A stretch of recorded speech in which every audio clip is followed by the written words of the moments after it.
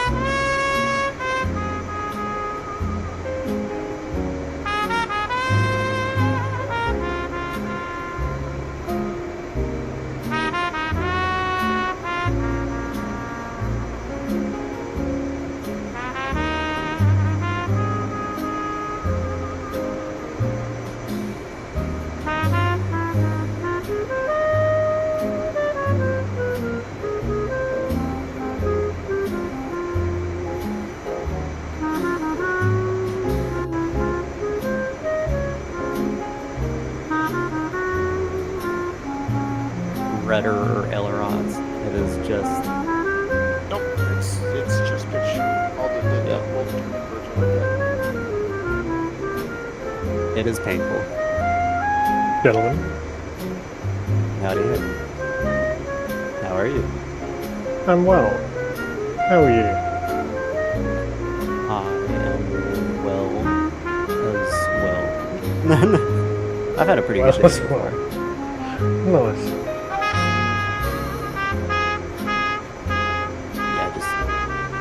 I'm going to be up for a while, though. I'm going to help out Phantom with weapons employment tonight on the F-16. Nice. And I've been up since 2 a.m. I'm dying over here.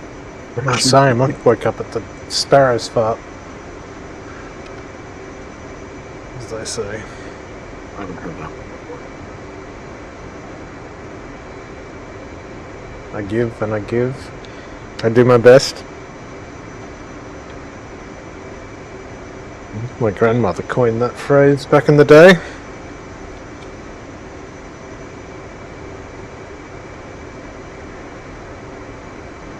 Why's my stick so loose? That's what she said. Wait, what? Is that what she said? My preset. What the?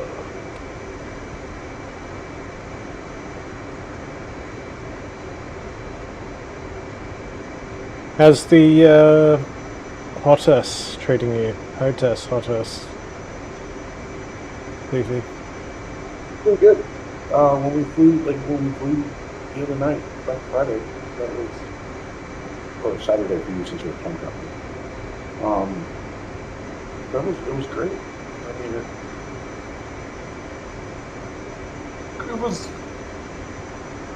it's a night and day difference. Like in the quality of equipment that helps you actually fly it, know how things should fly. Nice. That's awesome. You'll be in a pit before long. I don't have to do that. I need a house first. I need a new house before I get it. You can always park a actual F-18 in the front lawn. You know. Practical option. Yeah, I think I'm an ideas man. that my house is on. Let me turn you up a little. Where are we? Volume. I know my headset's going out. I need a new one. There we I go. haven't had this one for like 5 or 6 years, and it's finally starting to go out. But yeah, no, the lot that my house sits on is smaller than an F-15. Little Florida coastal cottages, not a lot of land. Yeah, gotcha. It's Did you a buy the shotgun boat? style. Oh, I see. No, it's not a boat yet. I mean, the wife is really hammering me about that though.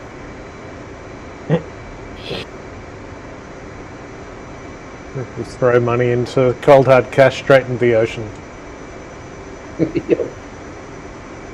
We'd honestly probably use it every weekend if we got like that. Yeah.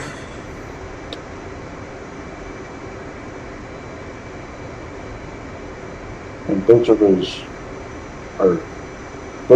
the longer a boat sits, the worse it gets off. And if you use it all the time, it's less maintenance. But Yeah. when it starts sitting, that's when it starts breaking down. And we're fortunate enough to be able to use it year round here. Yeah, I guess that's true.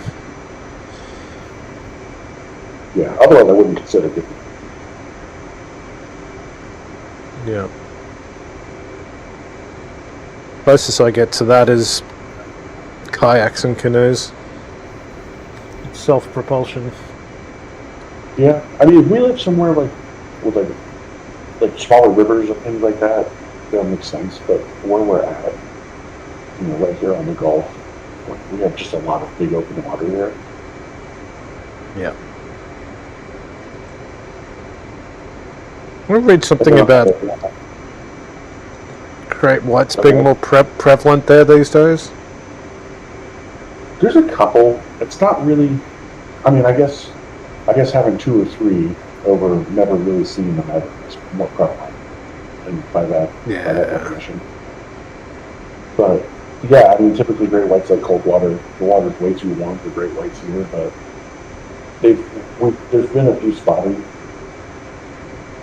But then again, the Gulf of Mexico, the Gulf of America now. I mean, it's 11,000 feet deep in the center, so it's not like we really explored it. Yeah, gotcha. So we know everything that shows up on the coast, like within like 100 miles of shore, because of all the oil rigs and things. But after that, really don't know. The only thing I know about Miami is Dexter and reference to God's waiting room. Because everyone goes there to retire, so. Yeah. It's a bit like. Yeah, I mean, Florida is not, like, there's no part of Florida that's very Florida. Like, if you're, like, up here in northwest Florida, where I'm at, we call it Lower Alabama. Because we're just southern Alabama. It's also known as the Redneck Riviera. So, it's really just all the hillbillies and rednecks that have more money than the other ones that come down here. And then, we refer to them as cashed up bogans, cubs. yeah. And then you go east to like Tallahassee, and then that central part of Florida right there around the Big Bend. And that's probably like true Florida because it's all swamps and like weird toothless meth heads hiding in the woods. Yeah. And then you have Jacksonville, which is its own little world over there. Jacksonville is very bizarre. And then you have the west coast of Florida, which is all hipsters, because that's where like Naples and St. Petersburg and Tampa is. It's all very hipster. Yeah, right. Central Florida, which is all tourists because it's Disney World. Yep. And then the east coast of Florida, which is like the Space Coast, where Cape Canaveral and everything is. And then you get that Miami. And Guys have got a bit of everything. yeah, Florida's very diverse. But Miami also it kind of started more taken over, really developed and built by New York mafia families. People don't realize that because they would smuggle in all their drugs and stuff like that into Miami, which is why there's a big drug smuggling thing, because the mafia used to do it. But also all the mafiosos would own houses in Miami to go down for like the winter and stuff like that. Yeah, I knew that. Yeah. So some of the best New York people you can ever eat at is actually in Miami. Huh. Oh my god. It's like Melbourne, you can get amazing Greek food because we have the biggest Greek population outside of Athens. You know, Really? little known fact, yeah. Huh? Yeah. That adds one more thing for me to move to Australia. There you go. Yeah, that stuff's... Well, there's massive kind of immigration after the war. Big Italian population, particularly in Carlton, which is just one suburb away from where we are. You know, and they... Funny, at our local pool, it's got this thing written in Italian from the 50s that says "Aqua non profunda," which means deep water, you know. But the fact that it's written in Italian kind of speaks to the fact that, you know, all the Italian boys in the 50s would go there, get their gear off, and then drown. Because they'd never swum before, so, you know, I'm going to dig that stuff. Yeah. I mean, Australia is so far out of the way for any of those people. I guess they were trying to get as far away from post-war Europe as possible, I guess. Yeah, and there was, you know, an active kind of, you know, well, you know, they refer to it as the Keep Australia White policy, so it was kind of very 1950s Australia. They actively recruited from Europe. Not that I endorse that, but yeah, in any event, it sort of impacted the, yeah.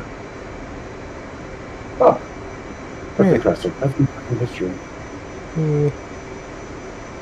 Consequently, Melbourne coffee is as good as it gets. And the Big Italian. Yeah. I think every once in a while I'll try to drink my wife's Swedish coffee, and it's basically gunpowder. Yeah, it's not one of their strengths, I gotta say. Yeah. Yeah, her stuff is raw.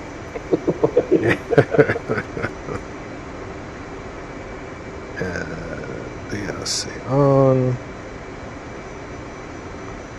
But yeah, there's this coffee and tea shop around the corner from her mom's house and her parents' house, and it's like 450 years old, and they've been basically using like the same recipes for that long for tea and coffee. Yeah, that's amazing.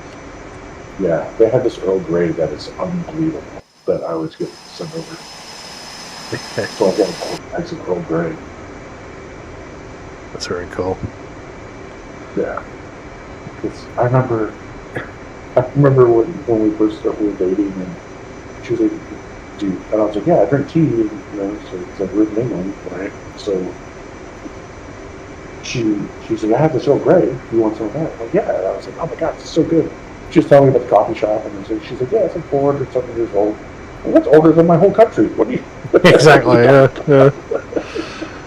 Yeah. It's striking, isn't it? You know, the walls are. You know, you go to Scotland and the walls are like 800 years old in some of those buildings, and like, yeah, here it's like the country's barely. I don't know, what are we? 180 or something. So.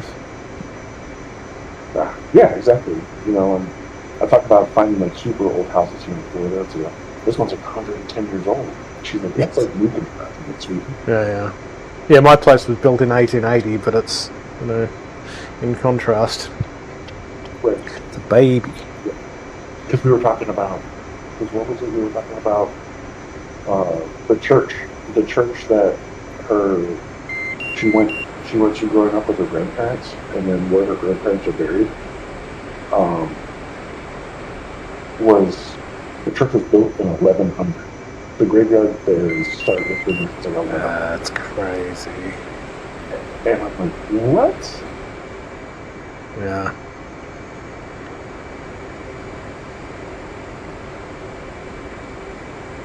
Crazy. Yeah. Although, I mean, like, we have the benefit of indigenous cultures leading back to the dawn of time and all that. So, Yeah, that's true. I mean, there's the whole genocide thing, but let's talk about that. Yeah.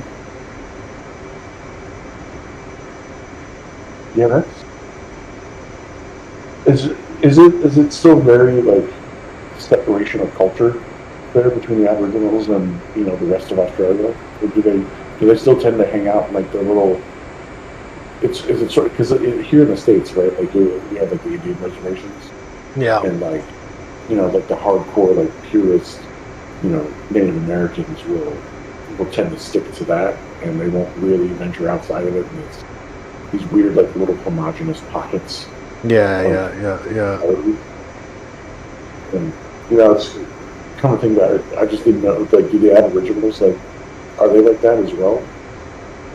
A little bit. Like, we don't really have reserves in the same way, and like land rights were pretty fraught in terms of like colonization. Effectively, this is all ours now. So like Right. it didn't go well for them. But like there are like mobs. Like there's a Fitzroy mob. They're fairly small. But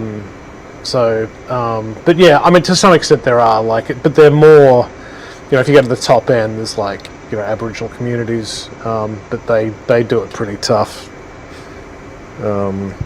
Yeah, so there's parallels, I think. That's like because a year ago or so when New Zealand made the news with the Maori tribes doing the challenge and doing the haka right there in the middle of Parliament because they were. Oh yeah, what's her name? Yeah.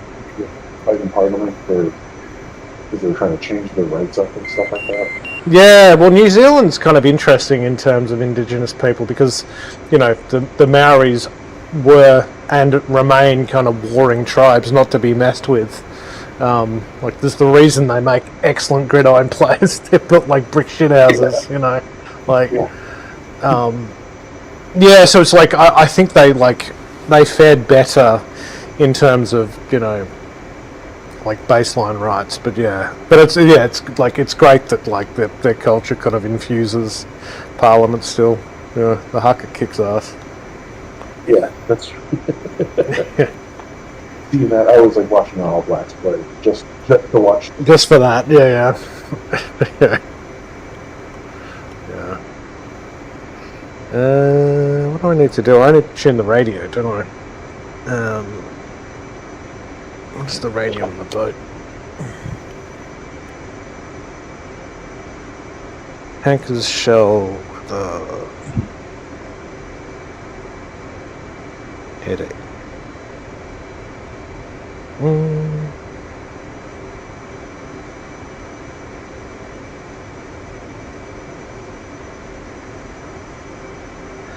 Are you still there? 264 megahertz. I'm still here. No. Okay.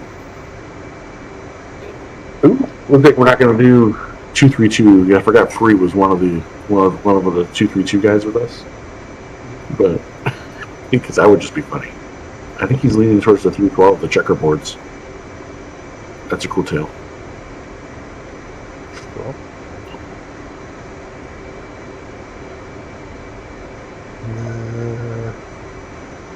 It's at half. I had my mic coming through. I was listening back and I was quite distorted yesterday.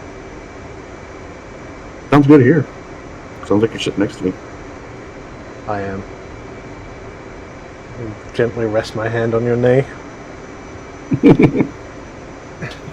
Or firmly, whatever your heart desires. Yeah.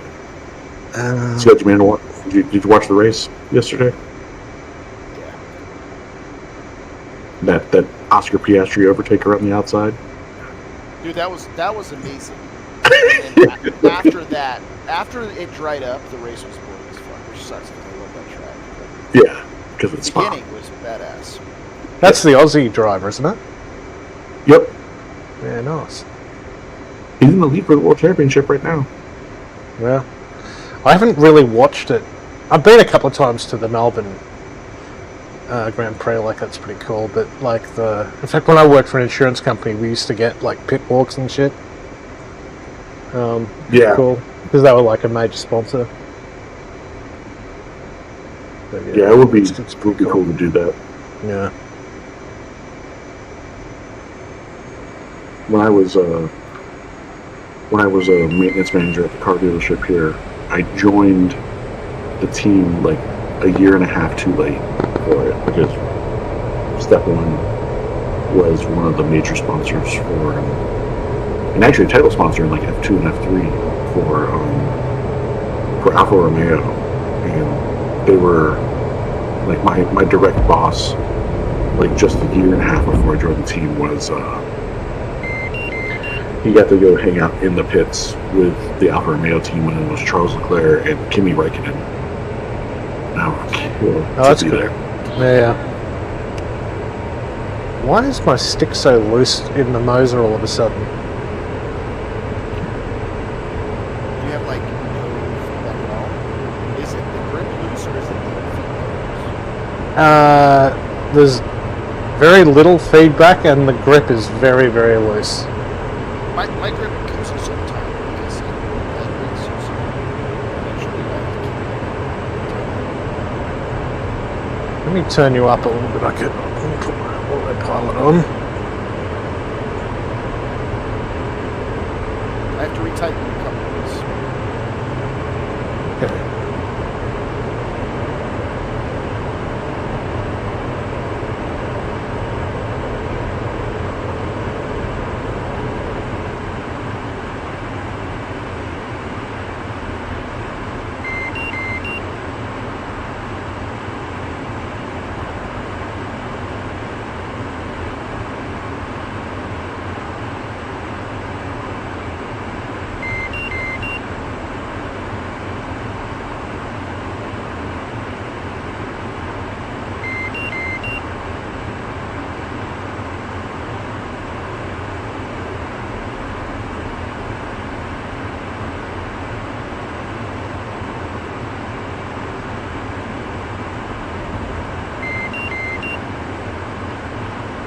That's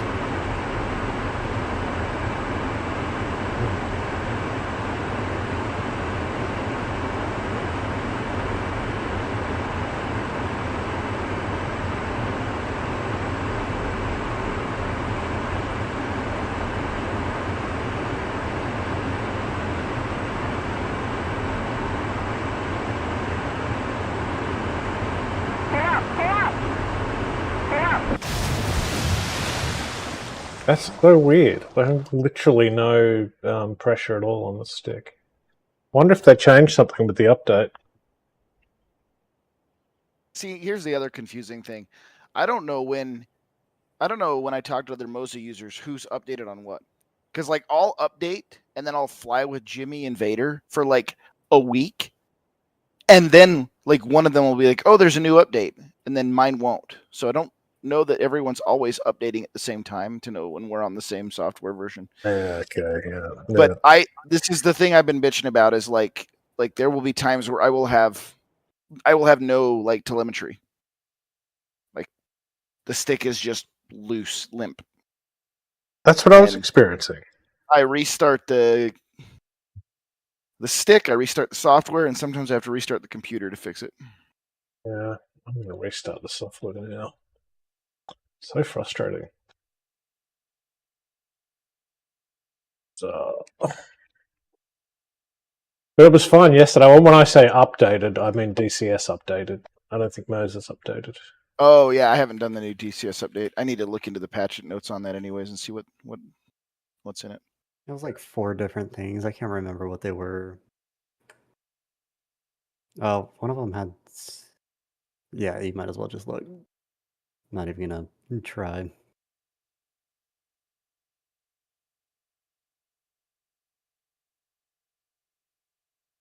Ah, son of a bitch. Y'all ever hit the quit button and instead of hitting normal quit, you accidentally hit quit the desktop? Yes. That's fun. If I do that with Discord all the time, I think I'm closing a window and I shut Discord. Oh yeah. Telemetry, FFB, integrated FFB, reset.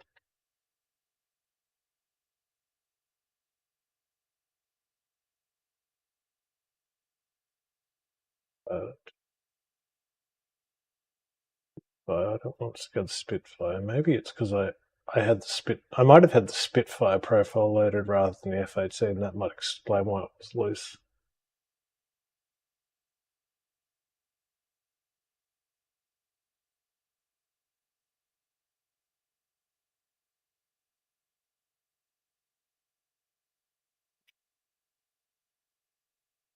Oh, feels loose.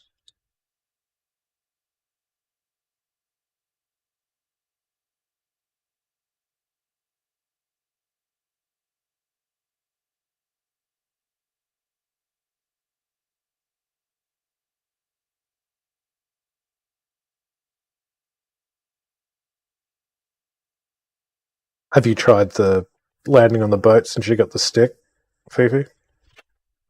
But I need to, because I need to get back in and start doing some more time on the Hornet because Excuse me. I don't want to show up to the new Hornet squad and be trash. Yes. I mean, I'm already trash, but like more trash. Yeah. I normally am.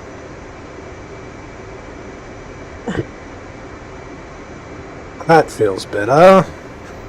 Restart software. Fixed it. Hopefully.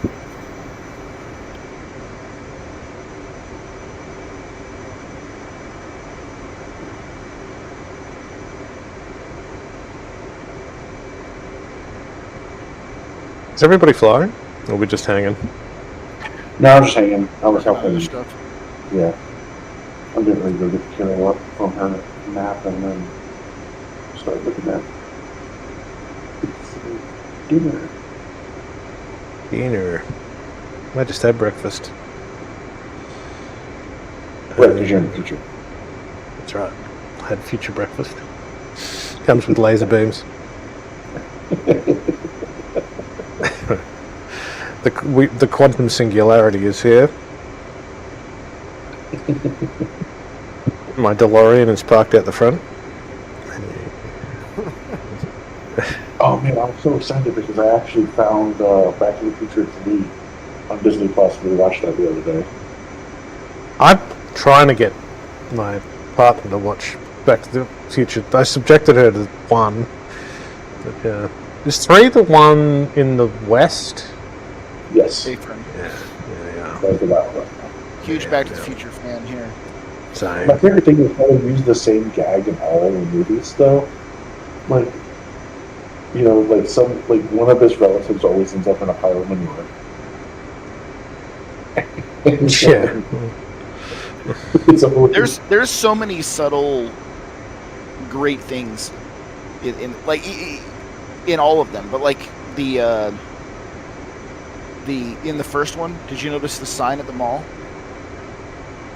What was it, Lone Tree and Twin Trees? Yeah, he initially shows up at the Twin Pines Mall,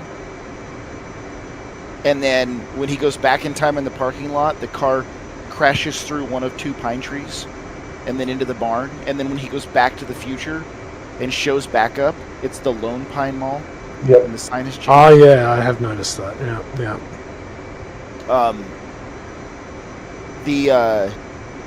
The movie is considered in the industry to be like the gold standard for storyboard on how to compose shots. So much so that there are film schools today that teach classes on the storyboarding and shot setups on Back to the Future. Like if you're in film school, there will be a class where you break down Back to the Future because it is considered like the perfect storyboarded movie. I mean, it's fantastic. Yeah, so it makes sense. It does.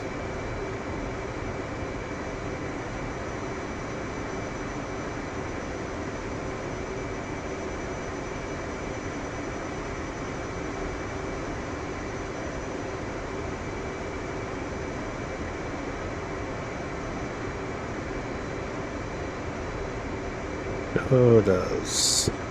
Alright, so TCN on, ILS on, BRC.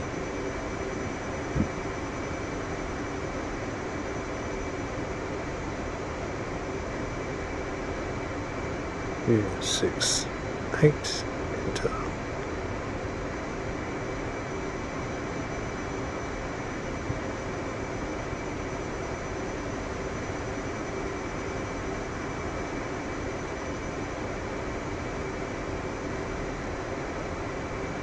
.264 for radio. Channel 2, I think it is. I'll just waffle on with inane chatter.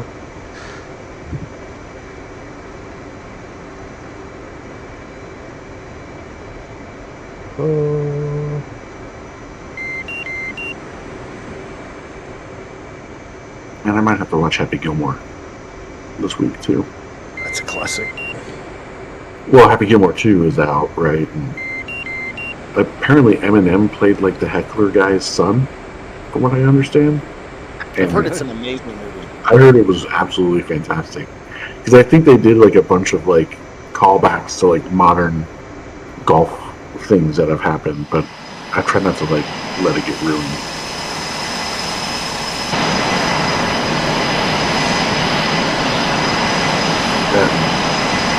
I need to watch the F1 movie as well.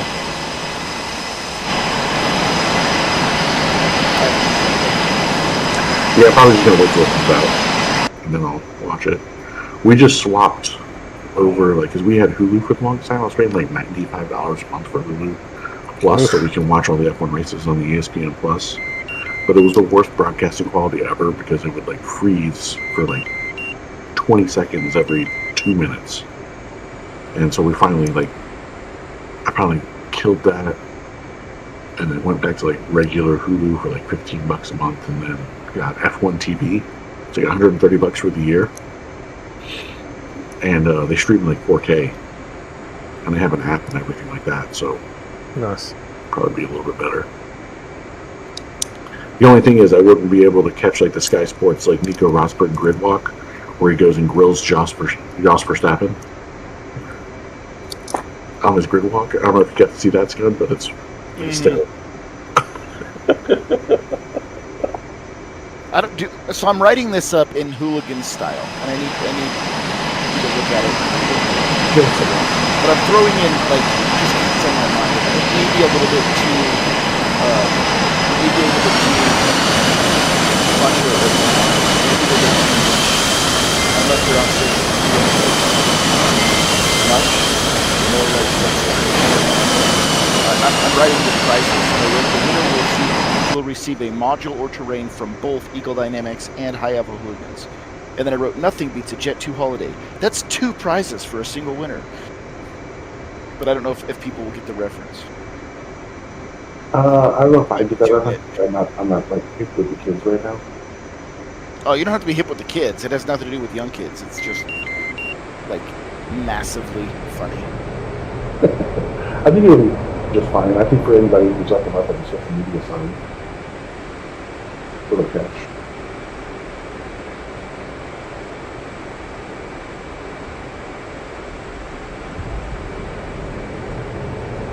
Oh, did we check our subscriber count today, Scud? I haven't checked it. I don't know. Look at the analytics. I don't know. I'm just not going about it.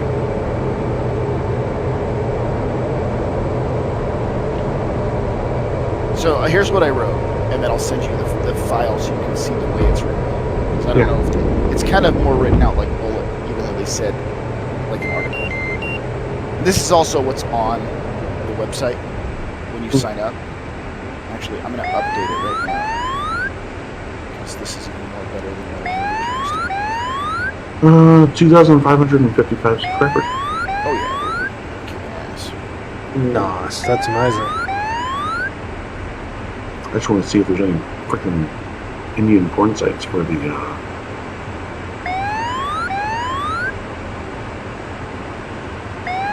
I am streaming, by the way.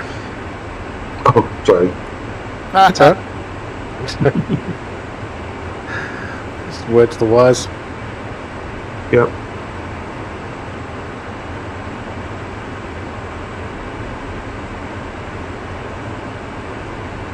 Good news. There are no.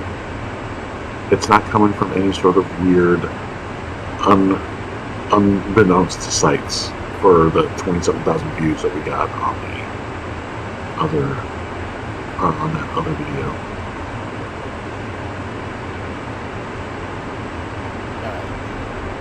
Let's see this. A lot of Facebook and Twitter. Good. Well, that's because Eagle Dynamics is proceeding on their searches now. Right. Yeah. So, There is one that's interesting that I'm going to go to that website because I just don't recognize the website, and I'm probably going to read it.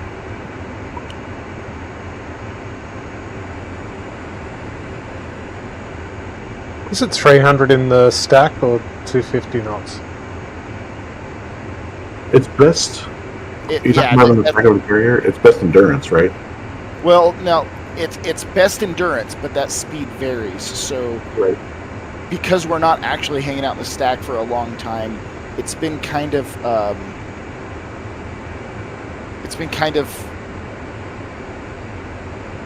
I don't know, universally accepted that that just doing 250 because it keeps everyone at the same speed. Like a lot of yeah. Good rule of thumb. It's not, that's not technically correct, but it is a little bit easier to manage if everyone's just going 250. Yeah. All right, here's what I got, Fifi, and this is what it says on the sign up as well. Yep. It says, strap in, check your 6, and fire up the afterburners. It's time for the High Alpha Hooligans Dogfight Tournament. This is not your grandpa's air show. We're talking full throttle aerial chaos where only the boldest virtual pilots survive and the sky is your battleground. No AMRAM spam here, just raw skill, nerves of steel, and some serious G-forces. Guns only, one life, no mercy. Only one pilot will emerge as king of the merge. Will emerge as king of the merge, but all will earn their wings in the most adrenaline-soaked showdown in DCS. Win. It all goes down on Sunday, 23 August 2025, a date that will echo with the sounds of triumph and defeat. What to expect: 1v1 bracket-style dogfight, aircraft pushing their flight envelopes and their pilot's sanity. Legendary merges, insane scissors, and maybe a few flaming lawn darts. Spectator mode, thrills, and live commentary that will have you on the edge of your ejection seat. The tournament will be live on the High Alpha Hooligans YouTube channel. How to participate: if you fancy a shot at the crown, then park your throttles and max and head over to Challenge and register for one of the 32 spots available. You can find the registration at link. All participants must check in with High Alpha Hooligans on their Discord at link. This will facilitate updates and coordination. Failure to check in will result in removal from the bracket. I don't think that needs to be here. That can be on the registration. Yeah. But I'll take that part out. Prizes. The winner will receive a module or terrain from both Eagle Dynamics and High Alpha Hooligans. Nothing beats a Jet 2 holiday. That's 2 prizes for a single winner. In addition, the runner-up will receive a module or terrain.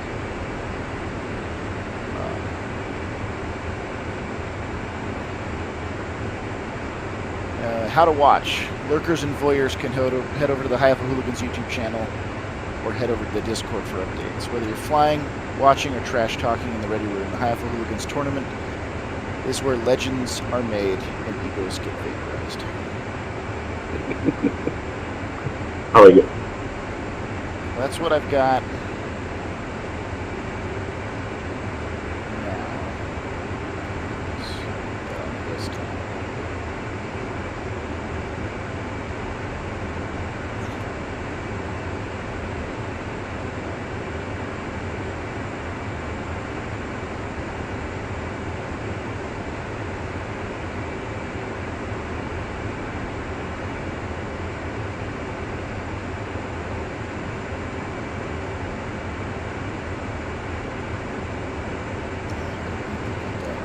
Oh, damn it. What's the command to talk to get to the radio once you're in the air? It's not the slash, it's something else. It's not COM1, yeah? Well, it is, depends on if there are simple radio or not simple radios on there. So what I mean by that is in some servers, one push of the / key will bring up the radios and it will talk on. It doesn't matter which radio it is. In a lot of servers, you have a / key that is for COM 1 and one for COM 2. So like if you're trying to talk to the tanker on COM 1, but you keep hitting the COM 2 / key to talk, then your AI comms are going out of the wrong radio. So depending on the server, you might have to have 2 radio keys bound. Yeah, like for me, they pop up as like right control on that / or left control, or right control or right alt and /. Yeah, it's the right alt / I've just bound it. Yeah, that makes sense. Yeah. So I think Jimmy locks out the basic. Easy comms, yeah. Yeah.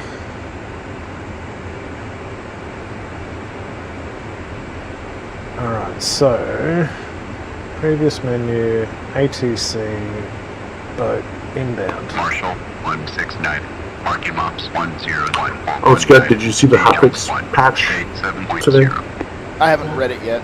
So apparently one of the big fixes on it was the fact that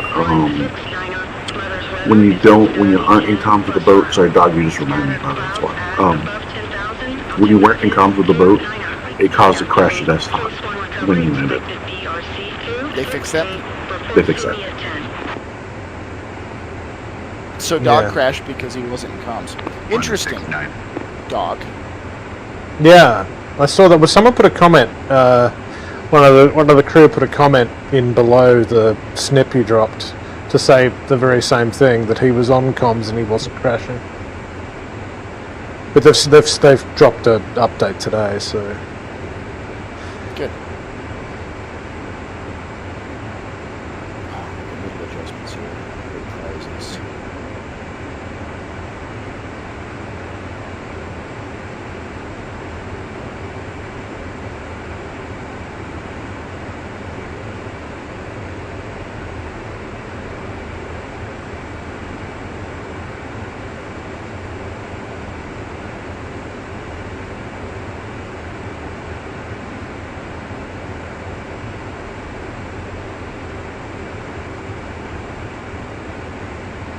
to see you at 10, you tell them that when you're at 10 miles, presumably, or just before. You tell them that when you're at 10 miles, and that call comes with the assumption that you are at the appropriate stack altitude. Yep. You are level flight at the altitude you're going to be in the stack, not climbing or descending through. I see. So you should be configured at 10 miles, facing the boat, 350 knots, 2,000 feet, if you're the first. Well, I would caution using the word configured. You should be on altitude and airspeed. The speed doesn't matter. Speed, nobody gives. The only time speed matters is when you're coming up initially. You could fly back to the boat at 200 knots if you wanted to. If it looks like you're going to enter the stack in a conflict with somebody, like let's say you're entering the stack at 3,000 feet, but I'm also at 3,000, right? and so you need to like slow down or speed up so that you can enter the opposite side of the wheel for me. You can set whatever speed you want. It doesn't matter. As long as you're at best endurance or 250 in the stack and 350 up initial, the speed doesn't matter. All that matters at 10 miles is that you are already level at altitude. 169, state 6.6. Because the idea is outside of that 10 miles, people can climb and descend and probably not hit each other. But once you're inside that 10 miles, you don't want people climbing and descending through each other's altitudes. Gotcha. It's starting to get busy and it's a lot more traffic in a smaller area. Yeah, it makes So sense. if you're already at altitude, you're just deconflicted to make it safer. I'd caution using the word. This is just pilot talk, so it's honest critique as you delve deeper into DCS and flying. I wouldn't use the word configure when you're talking pilot talk. I wouldn't say you need to be configured when you get there, because to anybody who flies an airplane, when you say the word configured, that means gear down, flaps down for landing. And so if you say you configured it to miles, then Yeah, I'm not on vinyl. Yeah. that word means things. So I would just say, at 10 miles, you make the call, and you are established on altitude. Gotcha. Real men come up initial. What was that? Real men come up initial for me. I think that's silent, but his mic is muffled, so I can't. No, use it. real men come up Your initial. mic is muffled. Yeah, no, I need to give me one. I'm gonna go give me one tomorrow. Real men come up initial at 400 knots. We really didn't need to encourage him to say that 6 times. Well, Fifi says that real men break the rules because Fifi knows flying jets from watching movies. That was one of the things. Like, I love Top Gun. I always will, but it's one of those things from Top Gun that like when I started flying pointy nose jets and becoming a professional pilot, then you go back and watch it, and you're like, oh my god, this dude would have been fucking fired so long ago. Like he would have been grounded and had his wings taken away and put up in front of a board or a captain's mast, like from the beginning of the movie when he does a flyby without approval. Like that, like how it should have ended should do one where he does a flyby and then it shows him turning in his wings and then it shows him greeting people at Walmart and then it's like the movie's over. Right, yeah. The view of Iceland wasn't the bad guy. Oh yeah, Iceman, like yeah. Again, as a professional pilot, you go back and watch it, and you're like, Iceman was right, and fuck Maverick. Jesus, this dude has no idea how to like be a professional aviator. Cuts to him pushing his shopping trolley full of all of his earthly possessions. Actually, it should be Maverick doing the flyby, and then him getting his wings taken away and kicked out of the Navy with a dishonorable discharge, and then it cuts to him as like a Walmart greeter, and somebody walks on their way out of the store with a shopping cart, and they stop in front of him, and they like lock eyes, and he looks in the shopping cart, and he's like, is that a shopping cart full of rubber dog shit? And then it ends. Yeah, it's we could make that with AI, I swear. Iceman, like watching it again, I'm like, yeah, Iceman's absolutely right. How's your Tom Cruise impression? Is it up there with Bernie? Sure, I reckon you could nail that smile. I don't have a center tooth, so I can't nail it. Yeah, it's a creepy laugh. It's a laugh. Oh yeah, it's like serial killer kind of territory.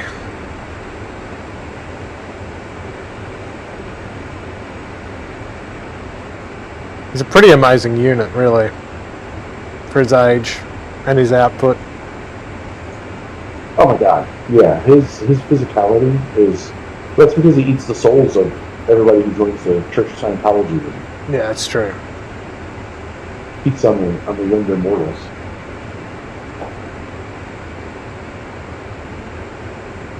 Throw this thing I just made up into for 9line, and for you, please go look at it. Yeah.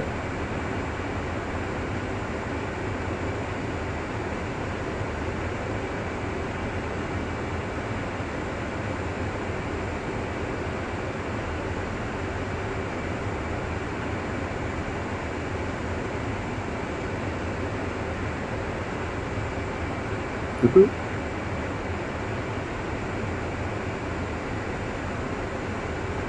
Do I have to download it? I just can't open it. Yeah,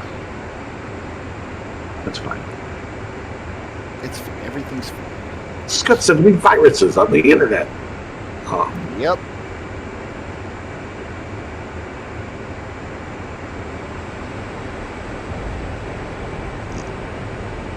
That'll work. Yeah, looks good.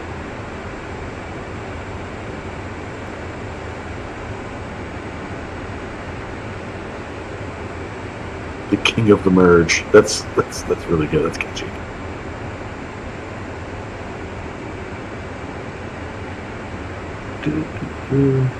Yeah, I dig it. Looks good. Looks good.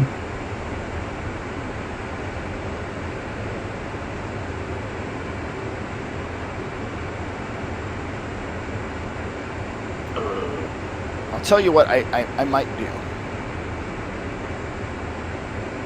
I might reach out to one person and give them a heads up on registration because I want a control. I want somebody I know to sign up first and see how that manifests. Silent? Is he gonna fly? Is he available? No, I don't know. Just it'd be fun to get them in there just to go spank everybody. Have a plan.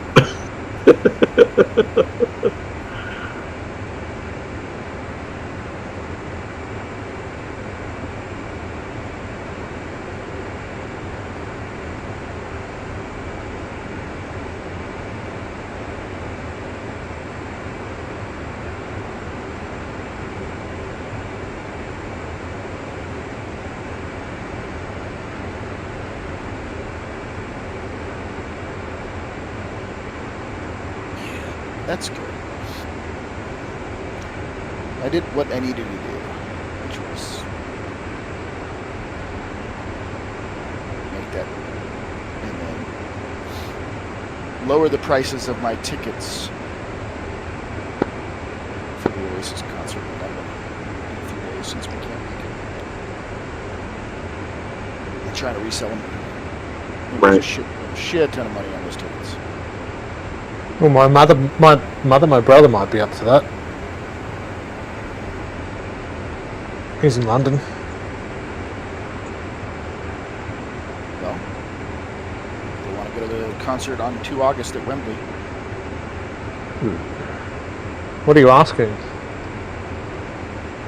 Right now, I'm selling them for £750 a ticket, which turns out to be probably closer to £800 or £900 after fees for the buyer. But it's a massive loss for me. Yeah. I said maybe. It's probably a bit rich for me. It's not Oasis, is it? Is it Oasis that's the one sings that song? It's probably Blur. I always get the two mixed up. Oh, that's Oasis. Is that Oasis? Yes. Oasis saying Wonderwall? Yes. Huh. Champagne Supernova and Don't Look Back in Anger and what's Holy the shit. Roaring You can have Glory, tickets Really? for. Slide Away and Yeah. Supersonic. I remember that set. I realized that's all Oasis. They're like recognizably famous in the US. Their fame in the UK is like the kind of shit you write like Greek mythological epics about. No, I'm not joking. Like No. they're one of the biggest selling artists in the UK in history, and they've sold out 5 nights at Wembley at Wow. 90,000 seats a night. There was somebody when they were just in Manchester, and there was somebody like blocks away from the venue in their backyard listening to the crowd out seeing the artists on stage from like blocks away. They're probably going to earn like $500 million off this tour. Yeah.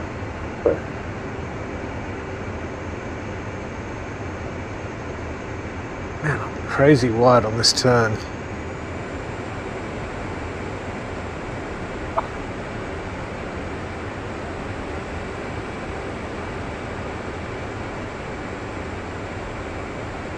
I think I was talking with my wife about, because we were at the store one day, and I forgot what it was. She pointed at something random. She goes, "You know, Sweden invented that." I'm like, okay, at this point, like, what haven't Swedes done? And so, we started playing a game, and I just googled like most random common things that we use in our everyday lives that Swedes invented, and I immediately regretted it. 169.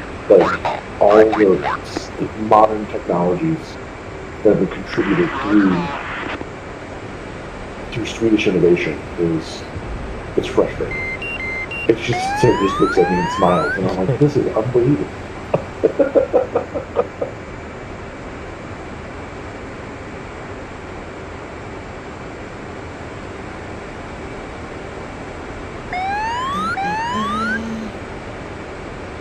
We bought tickets to go to see Oasis in Wembley, and then in Chicago at the end of August, and then in LA at the beginning of September. And we are not able to go to Wembley, and we probably won't be able to go to Chicago. Kicking it out. No, that's rough.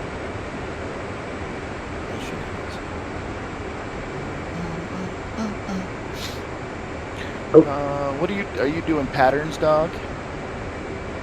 Well, I'm attempting to land, but I'm crazy low. Damn it.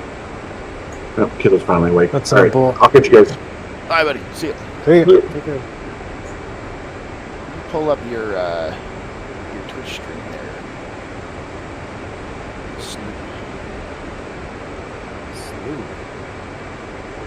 Snoop Doggy Dog Door. It's me. Yeah, now whenever you say Snoop, I think it's Snoopy. Snoopaloo. Yeah, I your wish green Snoop hat. would hop on more often. Dog Door. Yeah, I don't know why he didn't like make the transfer over with us whenever we left. Oh, Snoopy? Yeah. He shows up over here every once in a while, but he's still running his own thing. But he does show up and fly. I just wish he'd come over a little bit more frequently. And then there's a few others over on his server that have popped over here every so often. I really wish Snowcat would join us every once in a while. Yeah. I have this sneaking suspicion he's just really unhappy with me and Fifi. Yeah, we don't know what all the... Dog, you're we way low. suspect there's drama, but we don't know anything. 500. That should be 600. You should be 6, but for a minute there you were 480. So that doesn't seem like a big error, but that's gonna make the final turn inconsistent. So if you're having trouble being too high or too low on final, then it's probably because your consistency on downwind is wrong. And so if you set the same pitch and power you do every turn, sometimes you're going to be 100 feet high and sometimes you're going to be 100 feet low. That's interesting. It's called root cause analysis. If somebody's have trouble landing, then I look at their final. If they're having trouble on final, then I look at the final turn. If the final turn isn't the right altitude, then they're probably not on downwind at the right altitude. It's always like 3 steps earlier. Whatever you're struggling with, there's something happening 3 or 4 steps ahead. Oh, I'm happy with that alignment. You're going to touch down left of center. Maybe not. You got a good alignment there. Just Why slightly one? left. But you are drug in and low. Yeah. So, safe, but just it was sinking down and the ball was going red right at touchdown. Okay. Oh yeah, I would work on like. Here's what I would do if it were me. I would hit the downwind where you. That's why you got a 1-wire there. But anyway, I would hit the downwind where you start your final turn, and if you're not trimmed up on speed at pretty close to 600, you don't have to shack 600 feet, but I would say if you're not within like 600 feet plus or minus 50, and then as you get better, try to make it like plus or minus 30 feet. So only like 570 to 630. If you're not ready to turn final at that altitude on speed and trimmed up, then just go back around. Don't even try to land. Don't even do your final turn. Just go back around and get back on downwind again. And like force yourself to go. I'm not gonna try to land until I get the downwind shack. So locked in at 600. Yeah, like I said, initially I'd say 600 plus or minus 50. Mm-hmm. Or just understand, like if you are low, if you're at 500, just understand that final turn is going to have to be more shallow. I mean, you can always make it work. You just need to be cognizant of, like, oh shit, I'm 650 feet, so I'm going to have to be a little bit more. I'm going to have to descend a little bit more, where I'm 500 feet, so it's going to be a more shallow final turn. Gotcha. And then always too, like I said the other day when we were talking, don't get sucked into the instrumentation. It's still a visual pattern. Like, you can always still just look at the carrier and imagine your line and turn down to the carrier. And if you look out and it feels wrong, it might be wrong. Okay, that's helpful. I think I often kind of lose focus on. I've been pretty loose on the downwind altitude, but yeah, as you say, the recipe for failure. Yeah, it's Just go yeah, to 300. Wouldn't even say it's like necessarily a recipe for failure, because it wasn't failure. You still landed. It's just, you know, that's that root cause analysis is a real thing where. Yeah, it's enormously helpful because it puts you in front of it. So like, yeah. Why? Let's see. Yeah. If you're having trouble landing, let's look at your final. Oh, you're not on glide path. You're high low. You're struggling on glide path. Okay. Well, why? Well, where are you at in the final turn? Oh, you're higher low in the final turn. It's always it's usually not as simple as going, well, I suck at landing. Well, here's how you land. It's like, I'm sucking at landing. Okay, well, let's back it up like 3 or 4 steps. Yeah, it makes sense. The point where things start to just,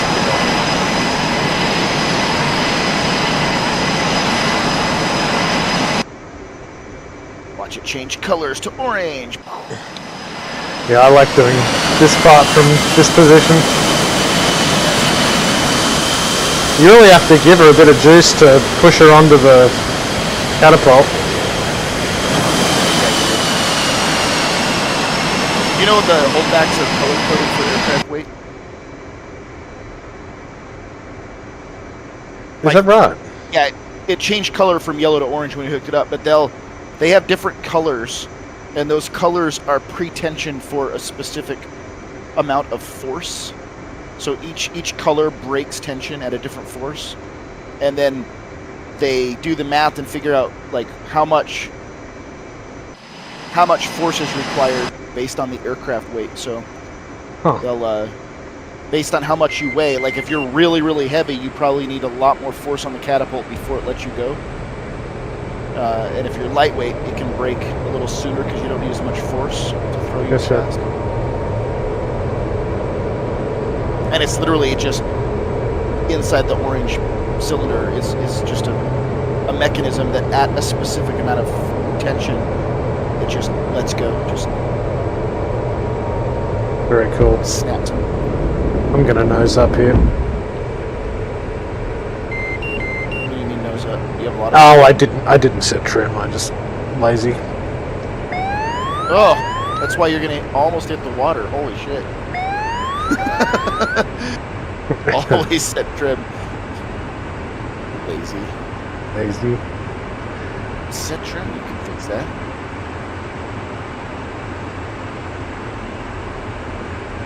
How quick do you go off the end of the boat if you're leading a group?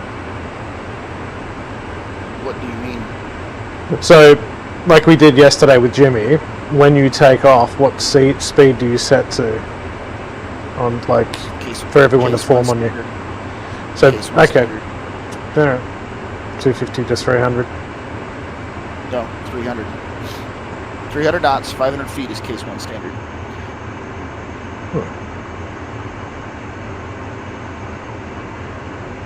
And the point, this is a big deal for all the people that are starting milsim squadrons with us now. That's why you have standards. Standards are written so that you can go, unless I tell you otherwise, you know exactly what I'm going to do. Yeah, I gotcha. Yeah. If the standard is 300 knots at 500 feet, unless I say, hey, we're doing this non-standard and I'm going to be going 350 or 400, or we're going to do an unrestricted climb, you know, in the absence of me telling you what I'm doing, you know exactly what I'm doing. Roger. Roger. 300 knots, 500 feet, out to 7 miles. And that's actually, like I say that's standard, but that's actually, it's procedure. Case 1 procedure, rather, is... That's helpful. Yeah, I've just been kind of hoofing it off the end of the boat, and when I climb up, take that left-hand turn, I've been slowing it, but it's good to know that you should aim for 300. Yeah, it's...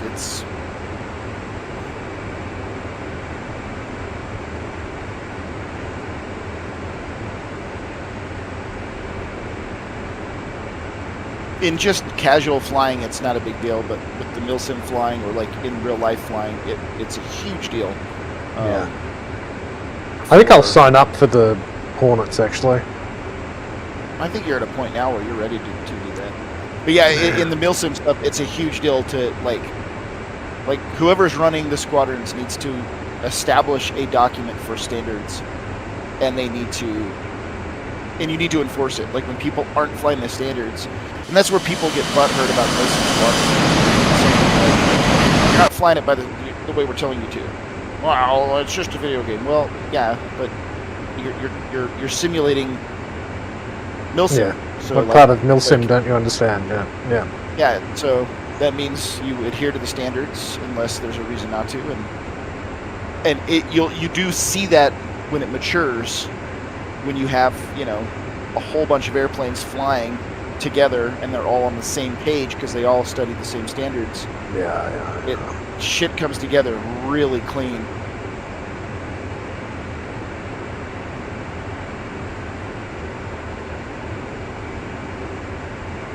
And it feels professional and real, and it also eliminates the video game aspect where like you'll be flying and then all of a sudden you'll be flying and all of a sudden somebody in the server with you is randomly on your wing 3 feet away, or you'll be flying in the middle of a takeoff and somebody does a low speed pass over the runway the other direction, and it's just like all the childish stuff that can be fun sometimes is it eliminates that, and it makes it feel much more like a real deal. professional flying. Yeah.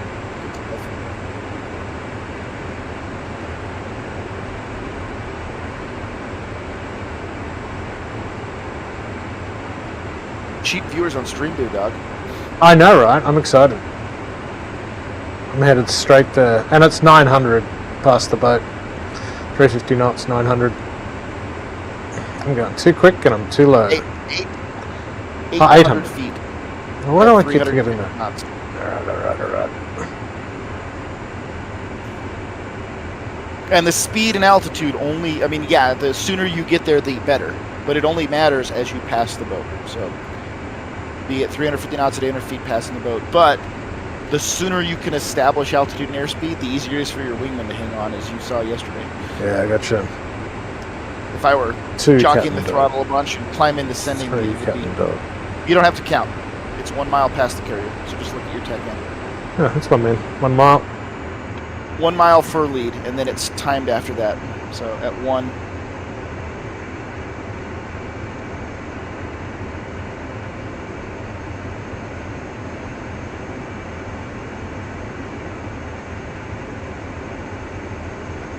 Did your speed break out? It shouldn't be. Oh yeah, always. Slow down as fast as possible, remember? The sooner you get slowed down, the more time you have to trim up. Dude, I roll and I throw the board out. I just noticed it seemed like you were slowing down slowly. The quicker you get on speed, the more time you have to be trimmed up and settle on altitude. The longer it takes you to do that, the less time you have. Yeah.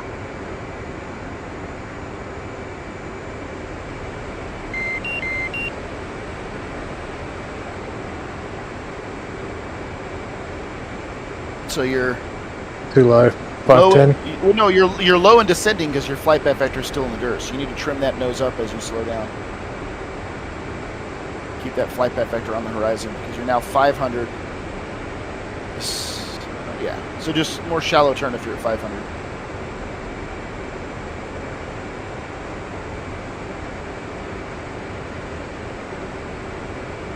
That's very common. Like as the plane is slowing down, you need to be adding a ton of nose up trim. And if you're low on downwind, then I back it up and go, "Are you trimming?"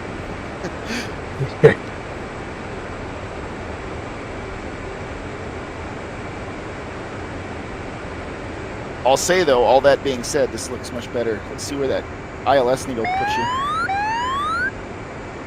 Looks like you're low. I'm not getting the ball, Stay which is level. interesting. Nope, it's because you're too low. Don't let the nose drop. You're low. You're low, and you're descending even more. Bring that nose up. The ball will come up from the bottom, but it's not showing it because you're way low. You can see that on your yellow lines on your ADI. Like that yellow I forget to line look at way them. Yeah, in the yeah. sky. And now, yeah, you just got, you were low, and then you were dropping like a rock. Your flight path vector was below the ship. Okay. Yeah, and that's because I started at like 550 and I was fighting it, which is why I presumably go up and down on that AO at the angle of attack on the final. Okay, so let's work on staying at 600. That's easier because I'm already configured. Yep. You know what I mean? Well, and that's why slow down early. That's why you're gonna have to tighten that turn up quite a bit though, or you'll be wide. So 600 feet, trimmed on speed, on altitude. That'll help.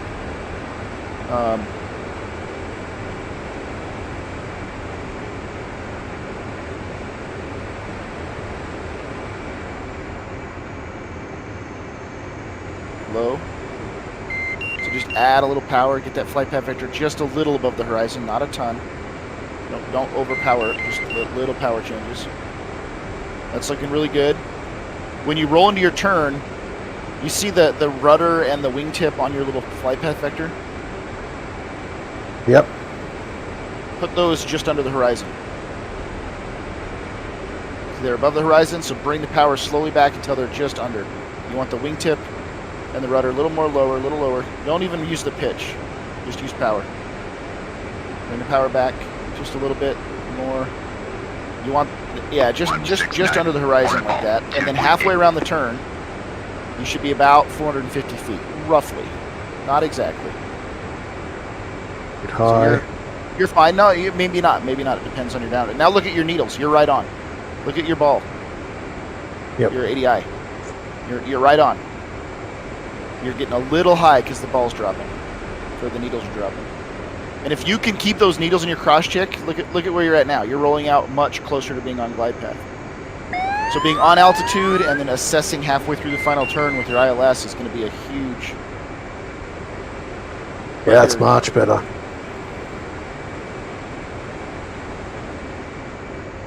Just bringing some of those extra tools in the cross check makes it way more better.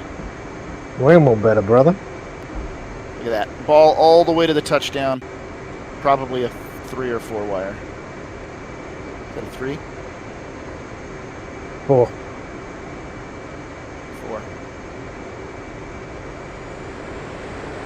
So when you come up initial, throw the speed brake out so that you can be slower sooner, so that you have more time to trim up and get on altitude. Otherwise, you're just fighting the plane all over the final turn. When you're slowing down, if you see that flight path vector down under the horizon, trim nose up. That'll keep you at 600 feet.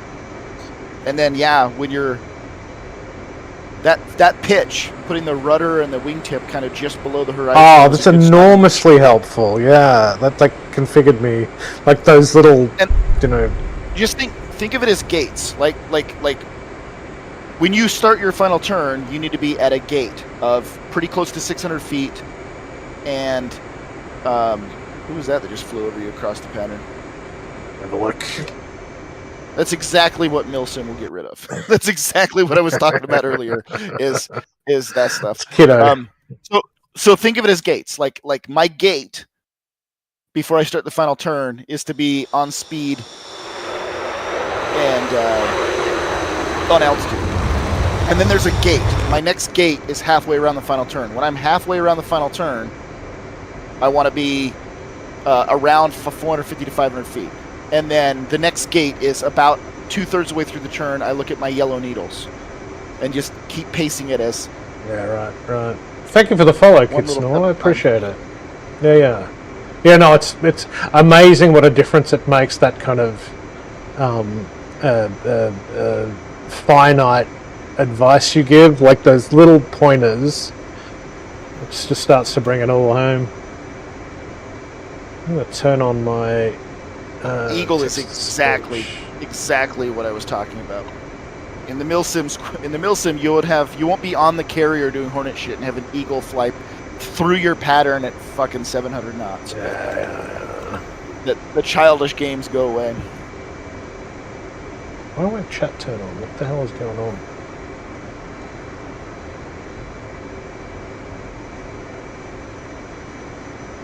Dreamerbot seems to have had a shit fit. What is going on? Come on, oh, there we Dude, go. I was telling my wife, I was telling Mrs. Muffins about last night and how you reappeared in front of me. And Yeah. I told her, I said that the carrier just shit the bed. And she's like, you learned that phrase from Dog. And I was like, what are you talking about? I have said shit the bed for a long time. That's true. And she's like, I thought it was an Aussie thing. I'm like, no, it's an everyone thing. Shit the bed's an everyone thing. I mean, I'm happy to take credit for that. Like, you know.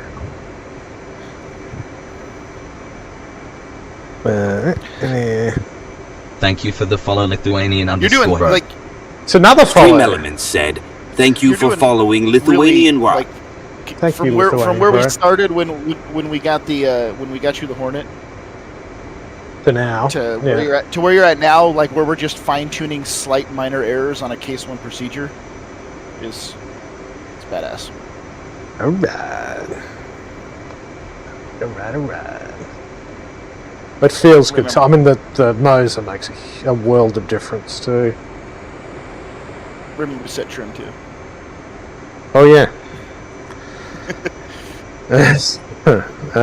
Trim hook and flaps. Trim hook and flaps. Menu. Because you land full flap and you want to take off CS. at half flap. My stab is 7. Let's sit that up at about. And it's probably not 14? biting you because it's probably I'm not low, biting yeah. you. I'd say 15. It's probably not biting you because you're taking off full flap, but the launch should be half flap. If you had a 7 trim and half, No, I've been on flap, half. I have been on half. Are they half now? Yeah. Have you been landing at half? No, I set it to auto once to take off. Oh, okay. All right, yeah. I thought that was correct. Yeah, it is. Yeah, half flap. Where did ADI go? Come back. Look up. That looks good. That's at 300.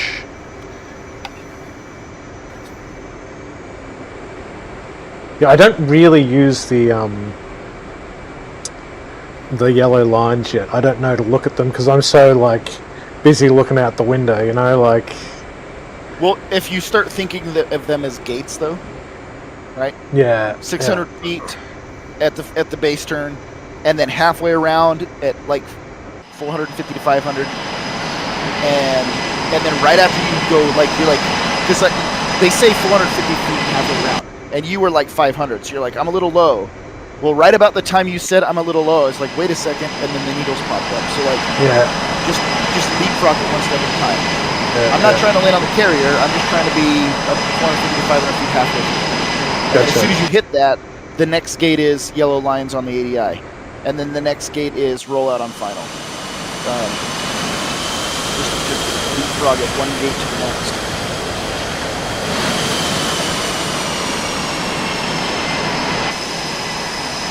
Have you seen this live in? I don't know. Do you like that light? I like that it's a real one. An Aussie dot painting. Okay, never mind. Now it makes sense. Yeah. At first I was looking at it, I was like, that's cartoony, but Yeah. the moment you said Aussie, and I was like, oh, I see it now. Where's my salute button? It's one of these. Is it that one? Not that one. Is it that one? 169. It's not that one. 2.4. Is it that one? That one. That one. That one. Damn it, I'll just do it manually.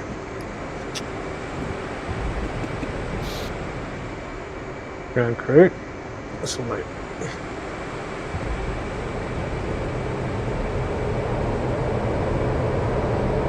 What the hell?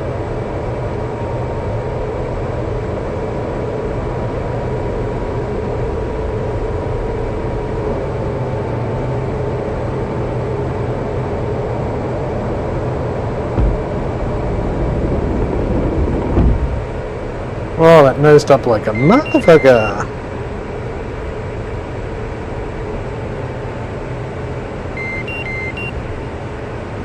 The 300. Need to slow her up off the boat immediately. Well, the immediate thing you do when you put the gear and flaps up is a check turn. I thought you could go straight out if you're on one. Negative. Cats 1 and 2 always check to the right, and cats 3 and 4 always check to the left. So it's like roll, turn about 10 degrees of nose travel, and then turn back. That's immediately off the carrier deck. Now it doesn't matter now. It's too late, yeah. The idea is to get away. Like what if, because they could launch you on cats 1 and 2 and launch somebody else on other catapults at the same time.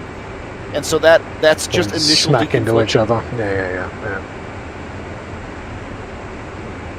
Which everyone, again, that's part of the standards and procedure that will make the milsim awesome.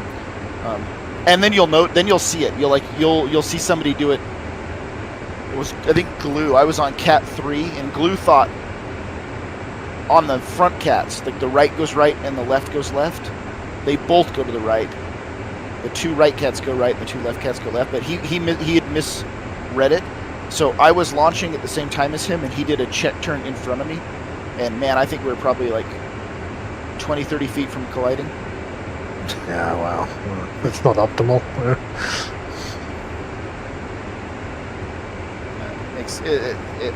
I think all the standards and stuff make it go fine.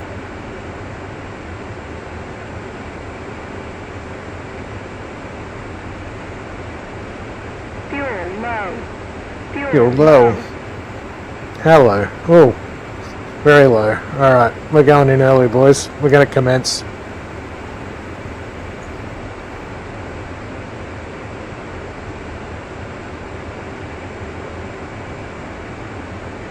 I actually wonder whether I should go straight in off this pass, or probably not.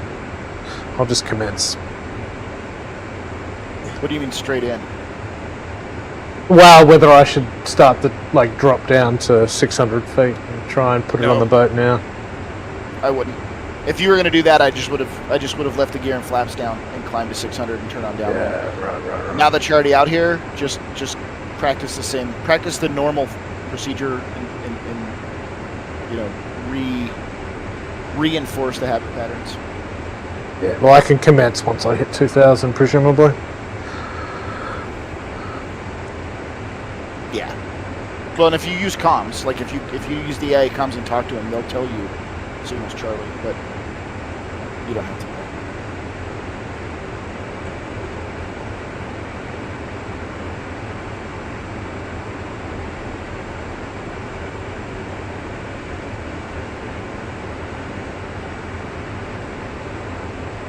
Marshall 169. Marking Mops 21145. Angels 2.5. State 1.6. Too quick, too high. 169er, Mother's weather is visibility 10 plus miles. Scattered clouds at above 10,000. 169.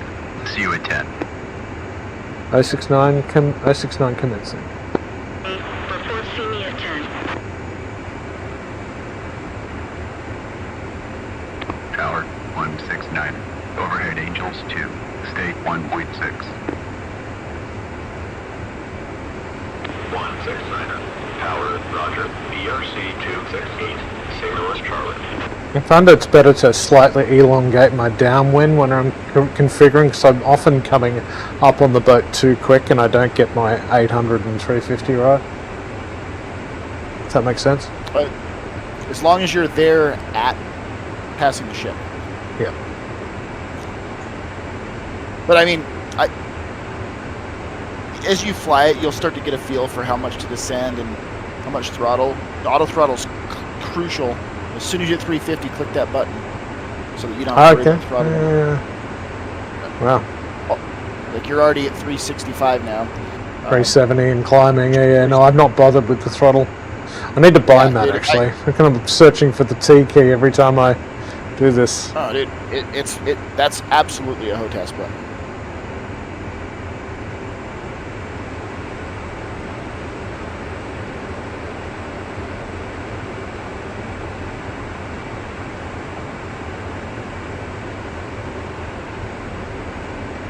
A little bit wide of the boat, but she'll do. 2 Captain Doug. 3 Captain Doug. 4 Captain Doug. 5 Captain Doug.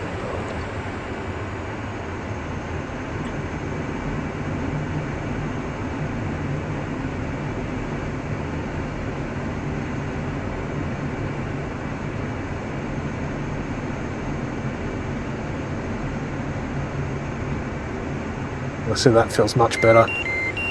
Putting the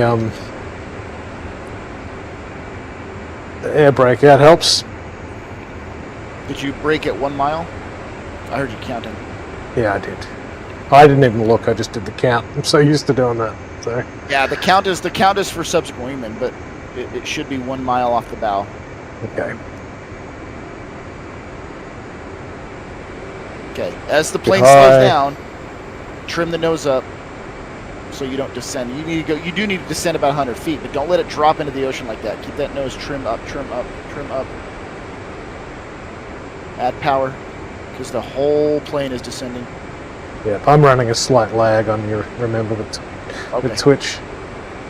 So Now think of it as gates. 600 feet at the final turn, halfway around 450-ish to 500. Right after that, look for yellow needles and hit those gates. You're a little low at the final turn, so it doesn't have to be super descent. You see how your nose, and I'm watching in a lag, but your nose drops on that final turn. So just Yeah. work on that tip of the rudder and the tip of the aileron just below the horizon.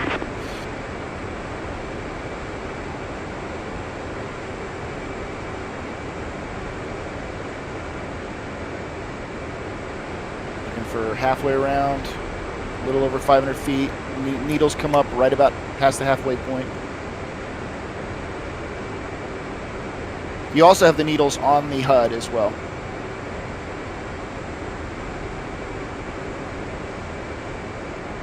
that feels a lot better in Now, do you terms of see where your I'm flight, placed. your flight path vector? You see the horizontal bar on your HUD? Yep. If you put the airplane on that bar, it's going to drive you right down on ball. Like that. Oof, that that's is sloppy. your ILS needle in the HUD. Like if you put the airplane in the center of that cross, it will take you exactly to the landing zone. So this one you're way high, but your flight path vector is way above that line in your HUD. Yeah. So as soon as those needles pop up, dude, put your airplane right on that horizontal needle, and it will drive you on the perfect glide path all the way around. Right on horizontal needle. Okay. On the HUD, yeah. Yeah. The yellow needles on your ADI are also green needles. You have a vertical and horizontal needle on your HUD as well. And if you put the little airplane on that horizontal line, you'll stay on glide path the whole way around. Gotcha.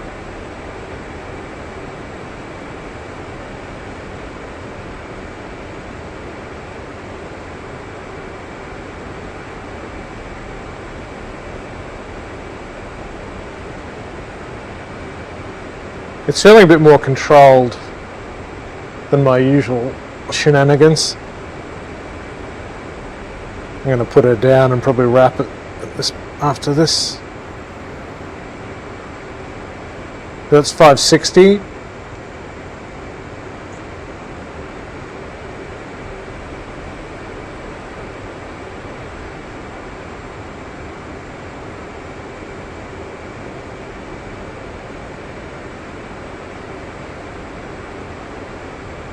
you have any?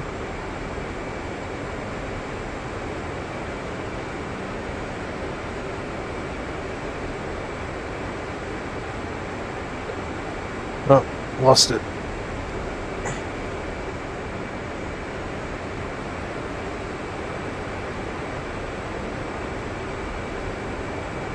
One 6-9.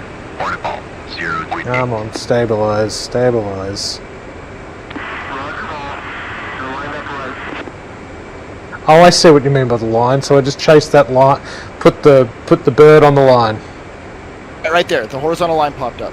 Yeah, so you just lower your nose and put that bird on that horizontal line. Don't worry about the vertical one yet because you're still turning. But if you put that on the horizontal line, watch what happens to your ball. You just keep it right on that line the whole way in. If you have the lines going up, it's because you're low. You kind of sunk past it. So you'll have to anticipate its movement, but the airplane is still below the ball. Those wings need to be on that line or above it to get back on glide path. When I say like on the line, I mean like wings on the line. Okay, grade C. Curious what that looks like on paddle, actually. Yeah, just all these things are just little tools. Just, little things over time that will, I don't know, help. That definitely helps.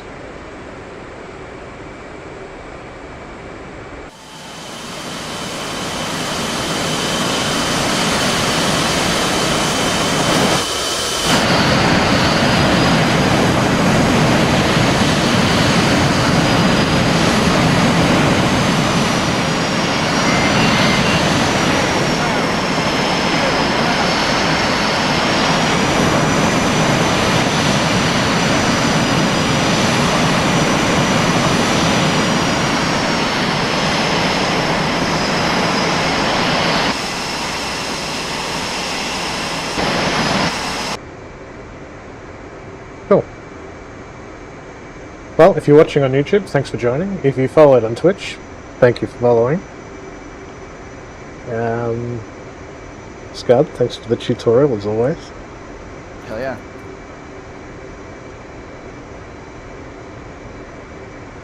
And green.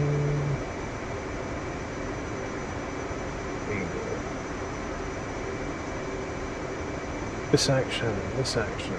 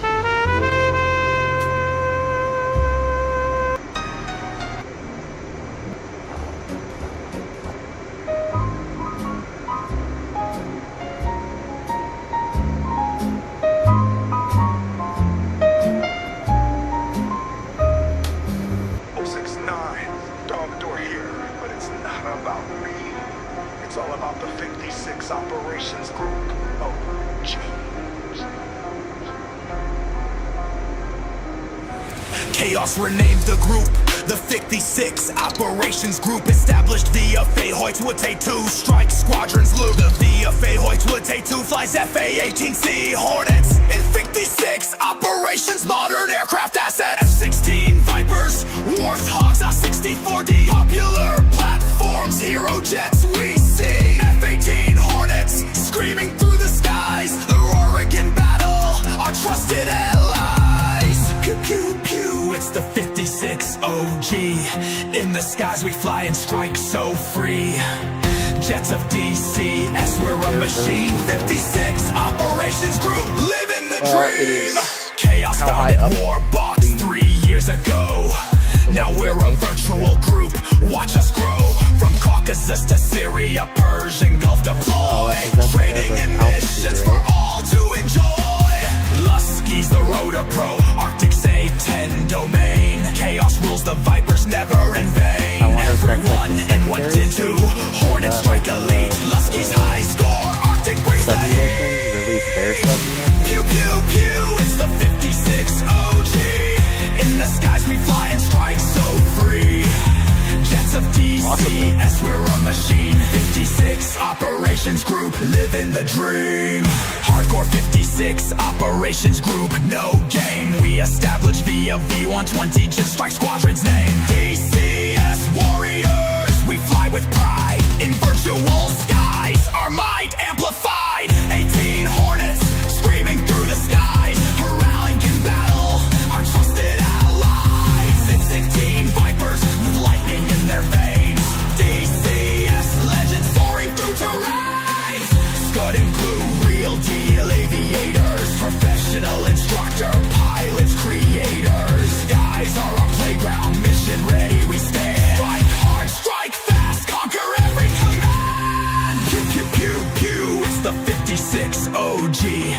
In the skies we fly and strike so free. Jets of DCS, we're a machine. 56 operations group, living the dream.